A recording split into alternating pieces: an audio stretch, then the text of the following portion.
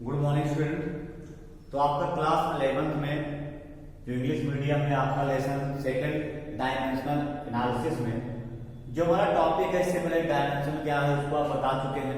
अब उसके बाद आज का जो हमारा टॉपिक है हमारा टॉपिक क्या है कि dimensional formula of some physical quantity from mechanics, यानी हमें सभी जितने भी फिजिकल क्वांटिटीज हैं उनका डायमेंशनल फार्मूला क्या है उसको निकालना आज आप बताएंगे कि हम फार्मूले से डायमेंशनल फार्मूला कैसे निकाल सकते हैं और यूनिट से डायमेंशनल फार्मूला कैसे निकाल सकते हैं। तो चलिए उसी के बारे में हम देखते हैं।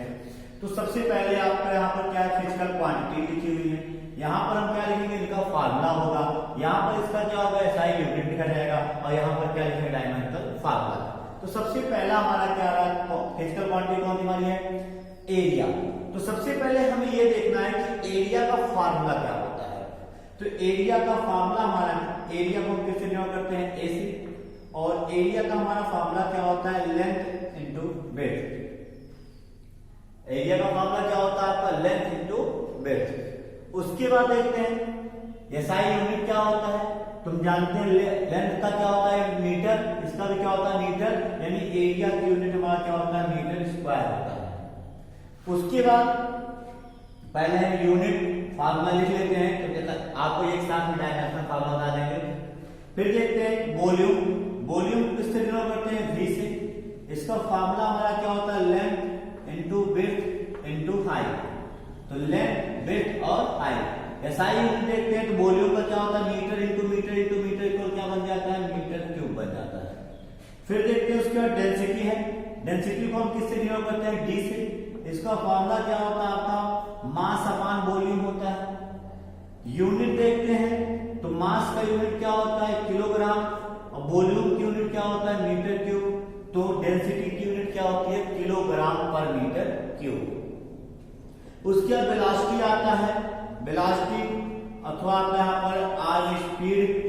तो वेलोसिटी या स्पीड अगर आ गया तो आपको बता दें कि इसको हम किससे डिनोट करते हैं, वी से। और इसका फॉर्मूला हमारा क्या होता है, डिस्प्लेसमेंट अपान में टाइम है, टाइम इंटरवल।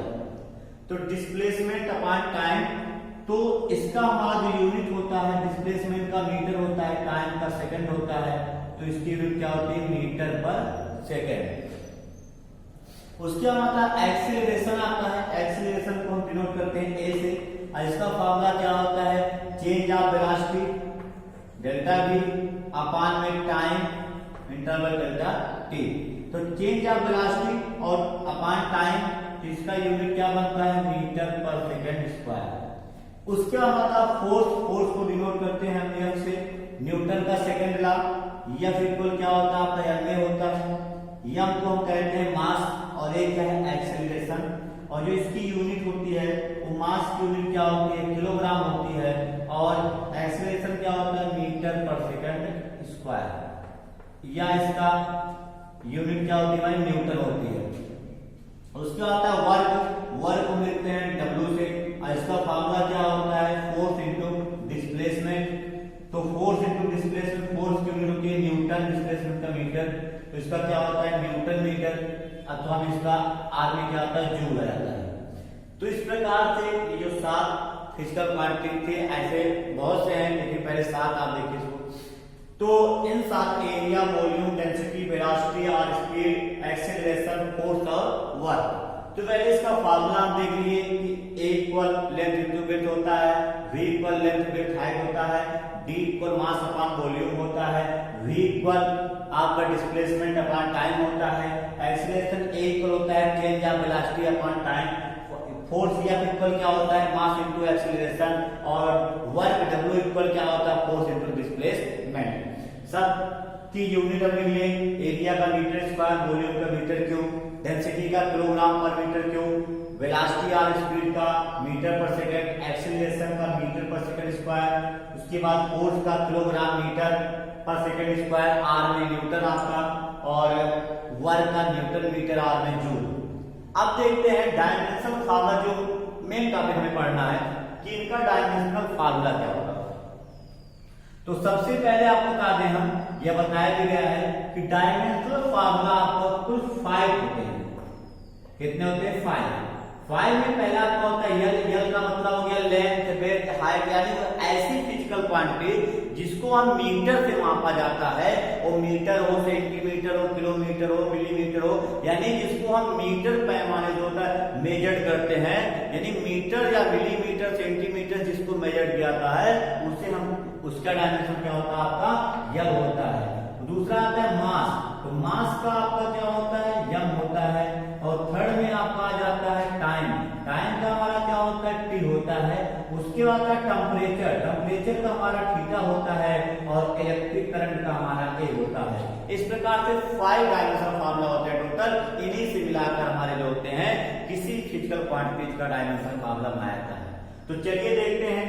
तो मीटर, यहाँ लेंथ, लेंथ को हम किसमें मेजर किया जाता है मीटर में, ब्रेड्थ को किसमें मेजर करते हैं मीटर में। तो इसका मतलब है कि लेंथ का भी डायमेंशन फार्मूला क्या होगा यल होगा, और ब्रेड्थ का भी क्या होगा यल होगा। तो यल इंटू यल करेंगे तो अब क्या आ जाएगा यल स्क्वायर, जिसको हम कहेंगे यल 2। उसके बाद आते हैं वॉल्यूम पर। वॉल्यूम लेंथ, लेंथ किसमें हम मेजर करते हैं मीटर में, तो मीटर के लिए यल होता है। ब्रेड्थ को हम किसमें मेजर करते हैं मीटर में, मीटर के लिए क्या होता है यल होता है। और हाइट को भी किसमें मीटर में, तो उसके लिए यल होता है। तो आपका बन जाएगा यल की पावर 3 अर्थात यल 3 यहाँ पर हो जाएगा। उसके बाद देखते हैं डेंसिटी के लिए। तो मास है, मास को हम, मास की डेंसिटी क्या होता है, डायमेंशन फार्मूला क्या होता है यम होता है। अपान में वॉल्यूम, वॉल्यूम का अभिप्राय क्या होता है आपका यल 3 होता है। ये पावर प्लस में है, ऊपर जाएगा माइनस हो जाएगा, चेंज करेंगे तो यम यल -3 हो जाएगा। उसके बाद हम देखते हैं वेलोसिटी और स्पीड का।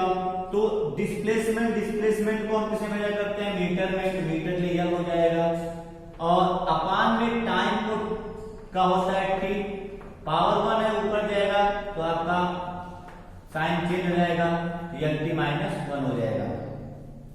एक्सीलरेशन का देखते हैं। तो एक्सीलरेशन का आपका होता है change of velocity upon time, और चेंज ऑफ वेलोसिटी का भी आप होता है क्या होता है यल टी -1 होता है। अपान में टाइम का टी हो जाएगा, ये पावर 1 है, -1 बन जाएगा, तो क्या आ जाएगा यल टी -2 हो जाएगा। उसके बाद आपको देखते हैं यहाँ पर एफ इक्वल एम ने यानी फोर्स दिया है।